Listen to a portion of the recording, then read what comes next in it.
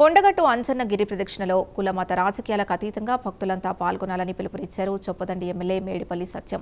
ఛత్తీస్గఢ్, మహారాష్ట్ర తదితర రాష్ట్రాల నుంచి భక్తులు వచ్చే మహిమాన్విత క్షేత్రమని చెప్పారు. వేములవాడ, బాసర, కొండగట్టు ఆలయాల అభివృద్ధికి కృషి చేస్తున్న రాష్ట్ర ప్రభుత్వానికి కృతజ్ఞతలు తెలిపారు. ఆ ప్రాజెక్టును పూర్తి చేస్తున్నాం. ఆ ప్రాజెక్టు పూర్తి కావద్దని చెప్పి అనేక మంది కుట్రలు చేస్తున్నారు. 2014 ముందే ఆ ప్రాజెక్టు 90% పనులు పూర్తయినాయి. కుడికాలువ కానీ ఎడమకాలువ కానీ 10 సంవత్సరాలు వాళ్ళకి అధికారం ఇస్తే ఒక తట్టెడు మట్టి తీయలే, 10 రూపాయల పైసలు కూడా వాళ్ళకి ఇవ్వలే. ఇది ఎక్కడికైనా నేను చర్చకు సిద్ధం. మీకు కూడా తెలుసు 10 సంవత్సరాల నుంచి నారాయణపూర్లో ప్రజలు ఎంత ఇబ్బంది పడుతున్నారో. వాళ్ళు కేవలం కట్ట దిగినప్పుడు ఒక 3-4 రోజులు అక్కడ పక్కన గంగాధర్ల వివేకానంద స్కూల్లో క్యాంప్ వేసి బిక్కు అనుకుంటూ ప్రజలు చేసినప్పుడు కనీసం అప్పుడున్నటువంటి ప్రభుత్వం కనీసం పట్టించుకున్నటువంటి పాపన పోలేదు. మీరందరూ సాక్షులే. మీరందరూ కూడా వచ్చి వాళ్ళందరినీ ఓదార్చినటువంటి సందర్భం మనం చూసినాం. ఇలా వాళ్ళే మళ్ళీ కొంతమందిని రెచ్చగొట్టి, ఊరందరినీ కాదు కానీ కొంతమందిని రెచ్చగొట్టి ఈ ప్రాజెక్టు పూర్తయితే కాంగ్రెస్కి ఎక్కడ పేరు వస్తుందో, ఎమ్మెల్యే గారికి ఎక్కడ పేరు వస్తుందని చెప్పి ఒక దుర్బుద్ధితోటి వాళ్ళు కుట్రలు చేస్తున్నారు. కావాలని చెప్పి లేనిపోని విధంగా ధర్నాలు కానీ అట్లాంటివి చేస్తున్నారు. మేము ఖచ్చితంగా చెప్తున్నాం, ఇప్పుడు ఎన్ని ఇళ్ళు తీసుకుంటామో అన్ని ఇళ్ళు తీసుకుంటాం. మిగతా వాటిని కూడా ఎక్కడెక్కడైతే ఎఫెక్ట్ అవుతాయో, ఏ ఇళ్ళు ఎఫెక్ట్ అవుతాయో దశల వారిగా ఆ గ్రామాన్ని ముంపు గ్రామంగా ప్రకటించాలని చెప్పి నేను స్వయంగా అసెంబ్లీలో మాట్లాడిన అనేక సందర్భాలు. దాన్ని నేను ఉద్యమం కూడా చేసిన గతంలో. నాకు ఎప్పుడు అవకాశం వచ్చినా అసెంబ్లీలో అనేక సందర్భాల్లో నేను ప్రస్తావించాను.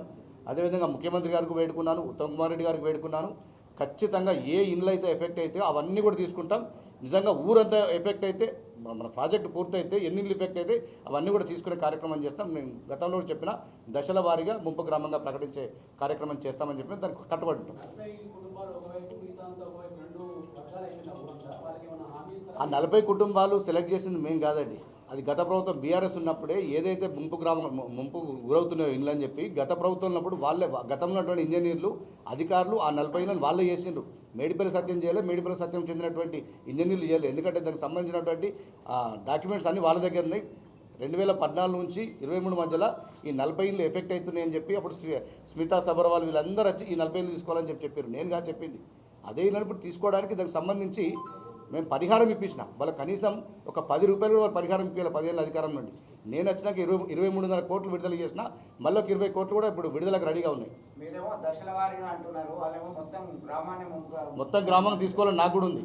కాబట్టి అక్కడ ఉన్నటువంటి పరిస్థితులు అది మనం తీసుకోమంటే తీసుకునేది కాదు కదా.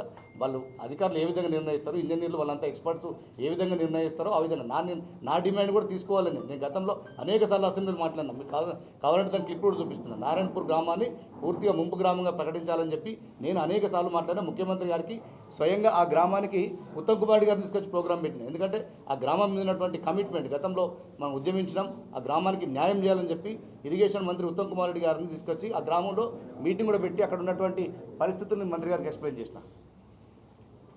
Thank you.